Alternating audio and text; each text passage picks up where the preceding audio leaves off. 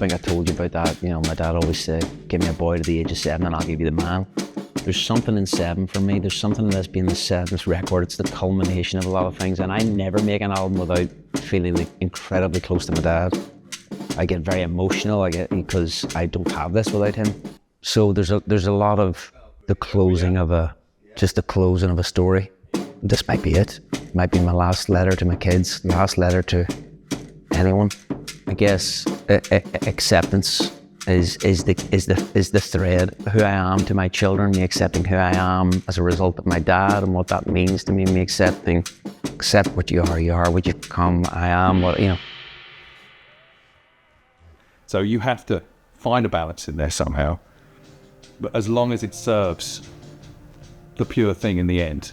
In a nutshell, that was pretty good. That was quite succinct. That was very succinct. Yeah, we should have been recording that. We should have been recording that.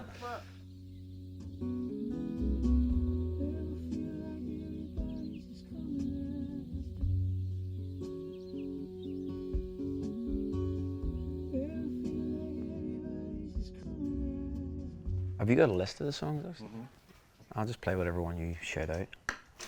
Bathed in light, time, when I see you. Almost made it. Think I preferred the question. And then I sent you two. I wrote two the other day. Yeah, and Preacher's Son. Yeah. Yeah, cracker. I like Preacher's Son. Yeah. Do you want to have a look at that? Should we start with that? Yeah, fuck it. That's wrong. That's Arse About Face. Upside down. Yeah, it's about it. And then the chorus.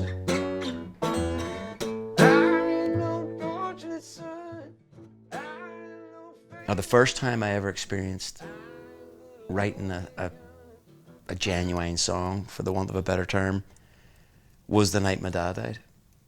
Something changed dramatically there, but up to that point I think I'd seen music perhaps as a vehicle to get me somewhere, and then when my dad died I realised actually this is a life raft is what this is. Music is a life raft. It's something to hold on to, something to help me make sense of things, something to make me feel closer to him. Sounds great.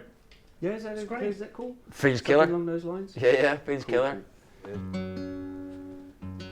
Where do you normally look when you're singing? I kind of sing a little bit out this side? Yeah. Okay. When I was a child, my father said, never run before you crawl. I mean, we're nearly there. It's close. I'm thinking... I know what usually works, but I'm intrigued to see where we go. Oh, go on then.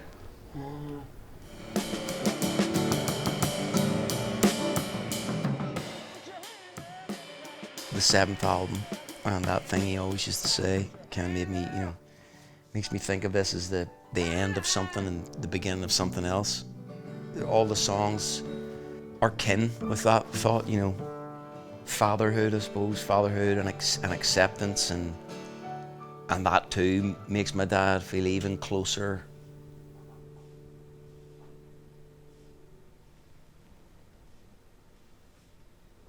That was lovely, man. About halfway through that, I was thinking, Ethan, you should really be recording this. This is feeling good. And then I looked around and saw the tape roll and said, oh, we are recording. Oh, yeah. But I am what I become.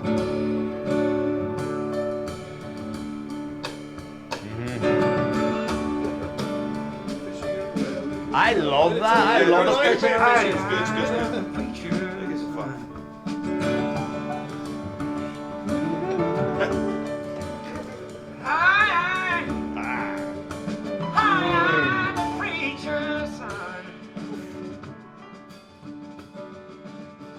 With the last album, it just took so long. It took so long. It was so arduous, and so I'd lost all sight of what it was. And then you find yourself getting precious about things that don't matter.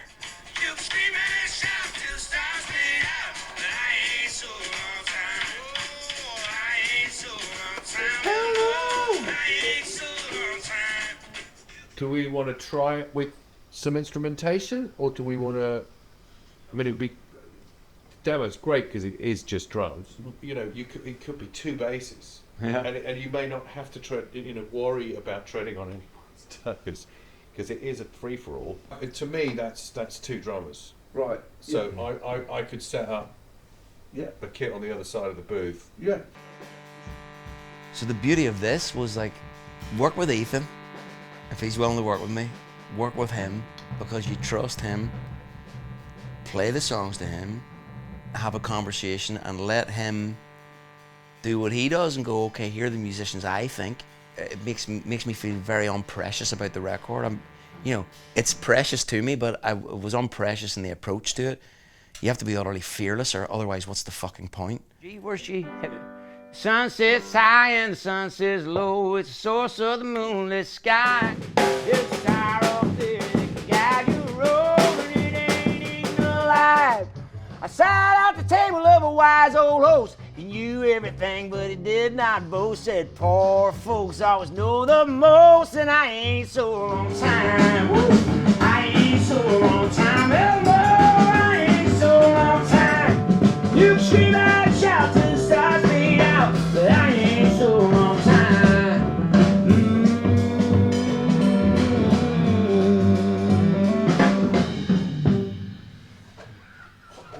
There we go. Yeah. For me, for my money, that's it. No, That's great. I felt that from top to bottom. I love the freedom of just being the songwriter, the singer, just like one of the other guys. No different. We're all there, just doing our own parts, right?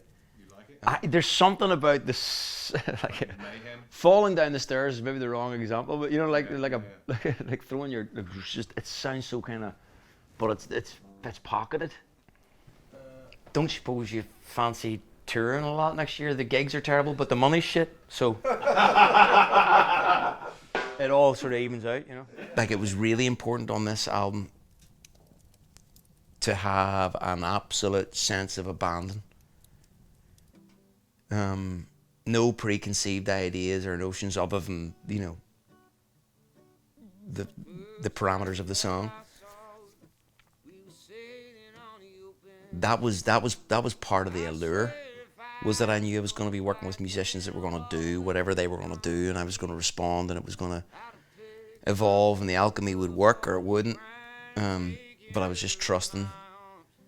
I was trusting in Ethan and the people he picked that it would, and it did, in my opinion. I'd say Anchor or Call Me Anytime. One of those two. Great. Yeah, I'd say one of those two. Just the kind of. Yeah, I feel like that's Ease out. Ease out. Go home, have dinner. Yeah. Should I play them both and then we can pick, or what's the flip a coin? Let's do that. Yeah. I'll go when the wild wind blows, 'cause steady always you remain. Anchor.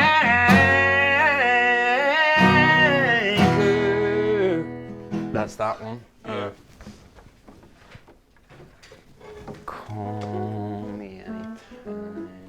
'Cause that was back when I was falling, and I wasn't in my right mind. Well, now I'm ready for you. Call me anytime. Oh, lovely. Let's do that one.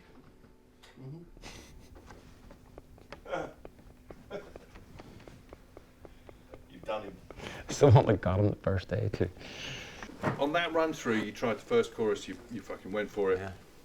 Doesn't work. Yeah. I think, to me. Yeah. It's going to be hard on this one, though. I struggle singing it live sometimes. It's an astonishing piece of work. I never wanted to write personal songs, really. Like most things in my life and career, default rather than design, It's my dad's fault. Him dying made me turn to music in a very different way and see music in a very different way.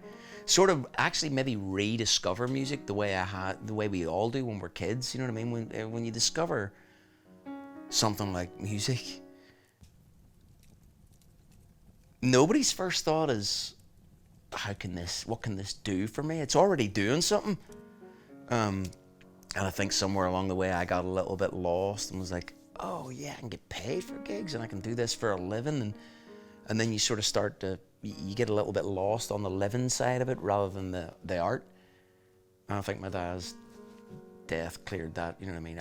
After my dad died, I felt sort of invincible in a way. Like unhurtable. You can't hurt me. I've already been hurt more than I could ever be hurt, so I don't know, it allowed me a freedom to go into these places in myself and just talk about them and you know. 1, 2, 1, 2, 3.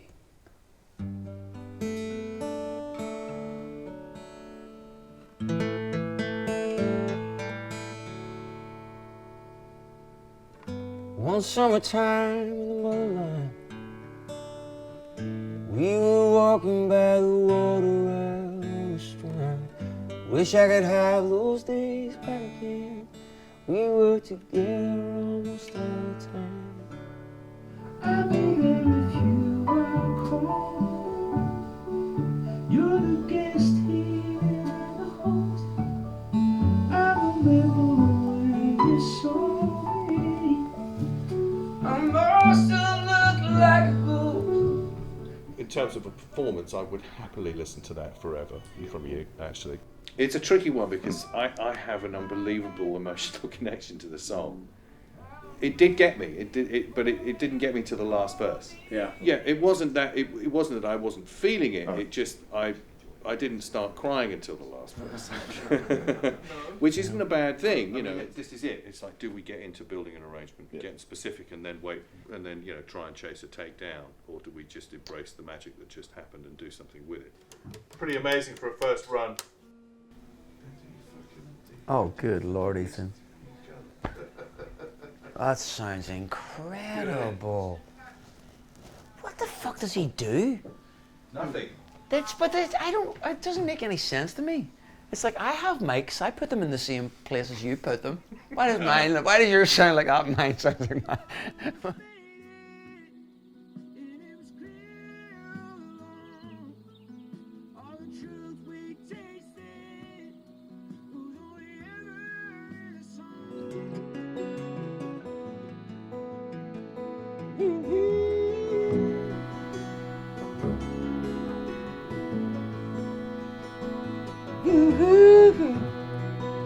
Not trying to make it something, rather just doing it and seeing what it makes. Does that make sense?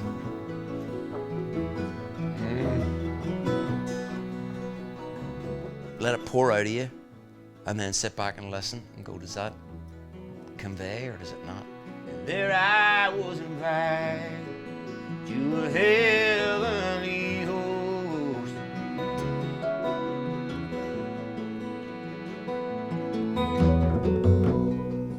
Like a new moon rising from now on, I will lean it to the reason of the seasons as they come. Yeah, I wanted this record to be done in the old school way. Hear the songs, I sing them and I play them on guitar, book a band, and then hit record. And we'll play them a few times, and then we'll move on to the next one. And we'll do that for a week, and then we'll mix it and put it out. Simple. I liked approaching this one. It's just the antithesis of the last album. I wonder, I'm sort of looking for perhaps the last couple of things that are going to work with the setup. Because things are sounding pretty good. Yes, of course. Not that I'm adverse Bathed to in changing light. things, but Bathed in Light. Bathed in Light would definitely work with this setup. Well, let's have a crack at that now. You don't know about the love you got till you kissed that girl on the mountain top, and it felt just like your heart might stop. Good Lord, I got bathed in light. There's a very quick little turnaround there, isn't it? Right at the end of the sort of verse.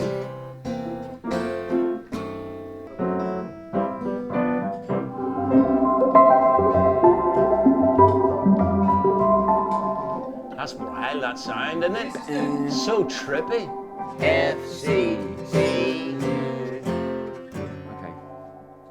Feels like C, C on E.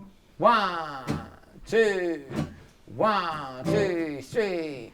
I definitely didn't feel anything when I was listening to that back. I was like, I'm not feeling anything for that song at all. I've been loath to play anything though. That's you know what I mean? Yeah, I mean, unless you feel like you want to, then. Well, it's only because we're like, what's the feel? I felt like this feel worked. A lot slower. That's a lot slower. Yeah, much slower. I'm thinking more sort of New Orleans, sort of like, just like. But Yeah. Maybe split the difference.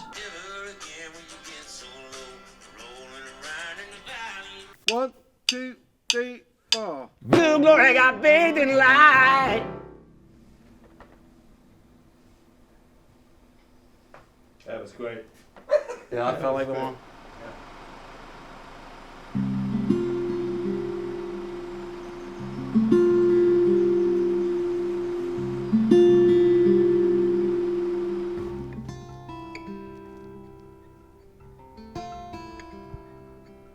I recorded it a few times, listened back. I said, that's obviously not right. Ethan turned around and did what he usually does. It's like, yep, you know, I can hear that too. But because we both felt it was an important one to get for the record, we kind of talked about like, why is it not right? Why are you not there? What you don't want to go there? I once was full of hope, but as I'm running out of rope, it starts to dawn.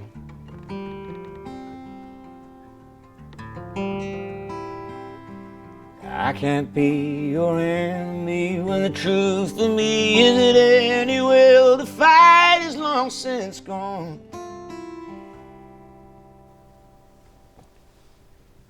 Hello? Yeah, it was great though. Really good, man. Excellent. Yeah.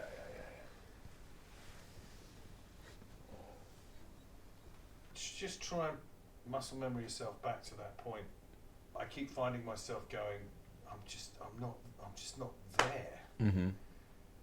Yeah. Turns out in my mind, as we talked about it, as he was talking about where he was seeing it and seeing its place in the record and why it's relevant, which was all ringing true, it just dawned on me, oh yeah, there's one word.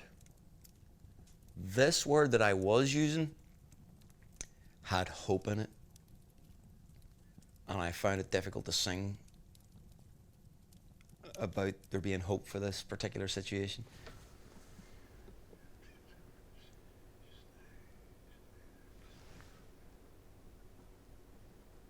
That one word transformed the song for me. Transformed it, really made me think of it differently. Yeah. It was no longer a hope for something changing. It was like, definitively, this is a wrap. Oh, but maybe we could take some time, just you and I, in the early afternoon. Please don't say a word, it's much too soon. Just lie here, bathe in natural light until the rising of the moon. Savoring the moment. And it's very sad and full of grief. But it's over.